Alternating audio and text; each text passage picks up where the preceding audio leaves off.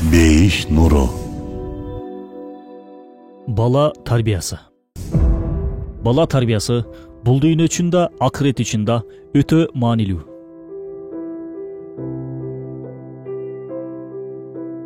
Эгер бул улуу нерсеге маани бербей койсок, бир улуттун келечеги жок болуп кетүүсү мүмкүн. Ошол эле кезде акыретте биз жоопкер болуп калабыз. Эмне үчүн мага мыкты тарбия берип, бейишке кире ала турган шарттарды түзүп бербедиң, атаке же апаке деп балдарыбыз жакаласа эмне кылабыз? Тарбиянын эрежелерин билбейм да деп олтуруп албастан, колдон келген аракетибизди кылышыбыз керек. Чынында тарбиянын улуу сырларын ыйык Куран жана пайгамбарыбыз саллаллаху алейхи вассаламдын сүннөтү көрсөтүп кеткен. Албетте, бул сырларды бизге тафсирлер ачып берет. Ибрахим алейхиссалам Ажар энебизди жаңы төрөлгөн уулу Исмаил алейхиссалам экөөнүн Аллахтын буйругу менен какыраган чөлгө таштап кеткен кезде, ал эми эмне кылам деп ыйлактап олтуруп алган жок. Сыртынан карасаң, анын колунан чынында эчтеке келбейт эле. Бирок Ажар энебиз оңго солго карай чуркап баштады. Анын абалында ал кыла ала турган иш бир гана ушул болчу. Натыйжада уулу Исмаил алейхиссаламдын бутунун учуна замзам суусун келтирип койду Алла. Ажар энебиз колундагы мүмкүнчүлүктү максимум даражада колдонду.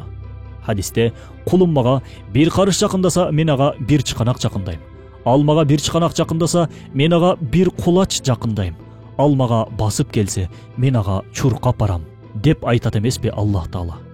Башкача айтканда, мүмкүнчүлүктөрдү пайдалан, аракет кыл, жөнтүрүп калба деп атат Аллах Таала. Мындан өткөн стимул болушу мүмкүнбү? Ыйык Курандын жана хадистердин тафсири болгон Рисале-и Нур чыгармаларында бала тарбиясы боюнча өтө көп акыйкаттар камтылган.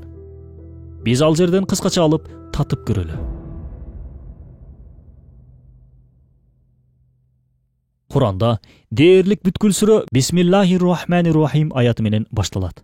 Мааниси мээримдүү, ырайымдуу болгон Аллах Тааланын аты менен. Бул жерде Аллах эң алгач өзүн таанытып атат. Мисалы, бирөөгө өзүбүздү тааныткан кезде дароо атыбызды, кесибибизди, каяктан экендигибизди айтабыз. Ошол сыяктуу эле Аллах да бизге өзүн таанытып аткан кезде мээримдүүмүн, ырайымдуумун, мен мээримдүү, ырайымдуу болгон Аллахмын деп таанытып жатат. Чынында ар бир жакшы ишти Бисмиллахир-рахманир-рахим менен баштайбыз.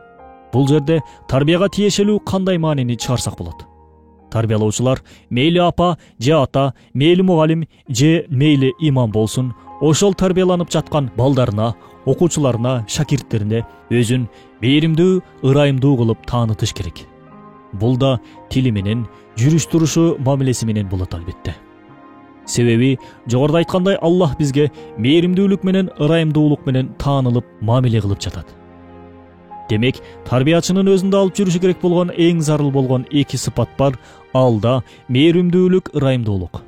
Чынында мээримдүүлүк, ырайымдуулук бул боор ачуу, аяоо, этият кылуу деген сыяктуу сезимдерден улам келет. Балдарыбызга, окуучуларыбызга, шакирттерибизге татыктуу тарбия бере алыш үчүн, аларды акыр замандын фитна азгырыктарынан сакташ үчүн, аларды тозок отунан куткара алыш үчүн аларга боор ачуубуз керек.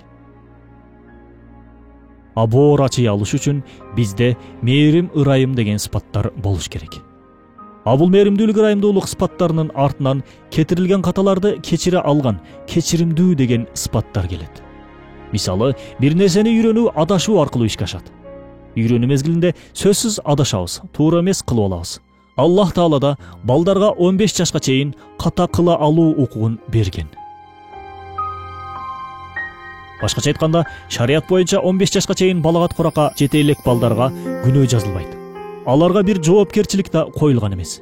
Себеби бала 15 жашка чейин бул ааламды, жашоону, барлыкты үйрөнөт, тааныйт, изилдейт. Мисалы, жаныбар төрөлөрү менен кыска убакыттын ичинде адамдан айырмаланып, дароо жашоого аралашып жашап кете алат. Адам болсо 18-20га келгенде араң жашоого аралаша алат. Анда да жашоонун эрежелерин толук биле албай калат кээде. Демек, бул нерсе адамдын үйрөнүүгө, таанып билүүгө муктаж болгон бир жаратык экендигинен кабар берет. Бул үйрөнүү процесси сөзсүз түрдө адашуу аркылуу ишке ашат. Балдарда кызыгуу сезими, үйрөнүүгө болгон умтулуу аябай күчтүү болгондуктан кээде алар өзүн башкара албай калат. Натыйжада туура эмес нерселерди, кичинекей катачылыктарды кетирип коюшу мүмкүн. Мисалы, идишти сындырып коюшу мүмкүн же компьютериңизди бузуп коюшу мүмкүн. Кичинекей балдарды кое туралы чоң адам деле бүткүл нерсени биринчи жолу кылып аткан кезде сөзсүз адашат, катачылык кетирет. Эч бир иш жок, биз биринчи жолу аткарганда эле дароо кемчиликсиз аткарып кете алган. Демек, үйрөнүү бул ката кетирүү аркылуу, кемчилик аркылуу ишке ашат. Ошондуктан Аллах Таала балага 15 жашка чейин адашуу укугун берди. Улуу Аллах Таала балага адашуу укугун берип атса, биз ким болуп калдык балага адашуу укугун бербегидей? Балдарыбыз балалык кылып, бир кемчилик кылып койсо, дароо жазалап киребиз. Аллах балдарга азыр бул бала кичинекей түшүнбөйт деп күнөө жазбай атса, биз аларга күнөө жазып, аларды жазалагандай ким болуп калдык? Бала туура эмес иш кылган сайын жазалай берсек, акыры бала эчтекеге аракет да кылбай коет. Бүт баарын таштап коет. Эптеп эле көзгө көрүнбөй жүрсөм болду деп калат. Жыйынтыгында балада эки жүздүүлүк да пайда болуп калышы мүмкүн. Демек, педагогиканын, тарбиянын эң маанилүү бөлүгү бул ката кетирүү мүмкүнчүлүгү. Эгер бала билбей ката кетирип алса, катуу жазалабаш керек деген маанини Аллах Таала бизге балагаттыкка жетелек балдарга күнөө жазбагандыгы аркылуу түшүндүрүп жатат. Туура эмес нерселерди жеңил жоготуу менен үйрөнүү мүмкүнчүлүгү бул балалык кез. 15 жашка чейин жеңил каталар менен жашоону үйрөнбөсөк, 15 жаштан кийинки кылган каталарыбыз өтө оор болот. Бул жерде албетте мээримдүүлүк, ырайымдуулук чагылып турат. Паникалык чабуул деп аталган талма оорусу жайылып кетти учурда. Адатта бул оору менен 25-30 жаштан кийин оорушса, азыркы учурда бул оору менен 12 жаштагы балдар ооруп жатат. Мунун себеби да жазанын катуулугу деп айтышууда эксперттер. Учурдагы педагогика илиминин эң акыркы методикалары да балага берилген эң чоң укук, эркиндик бул ката кетирүү укугу, ката кыла алуу эркиндиги деген жыйынтыкка келген. А бул методика биздин 14 кылым мурун түзүлгөн шарият системабызда бар. Бакара сүрөсүнүн акыркы аяттарында да «О Раббим, тарбиячым, эгер унутуп же жаңылып калсак, бизди азаптай көрбө» деп айтылат. Демек, Аллах бизге ката кетирүү мүмкүнчүлүгүн берүү үчүн биз да ката кетирүү мүмкүнчүлүгүн берели балдарыбызга. Адамзаттын эң улуу мугалими болгон, тарбиячысы болгон пайгамбарыбыз саллаллаху алейхи вассалам да ааламдарга мээрим катары жиберилгендиги да мээримдүүлүк тарбияда өтө маанилүү экендигин көрсөтүп турат.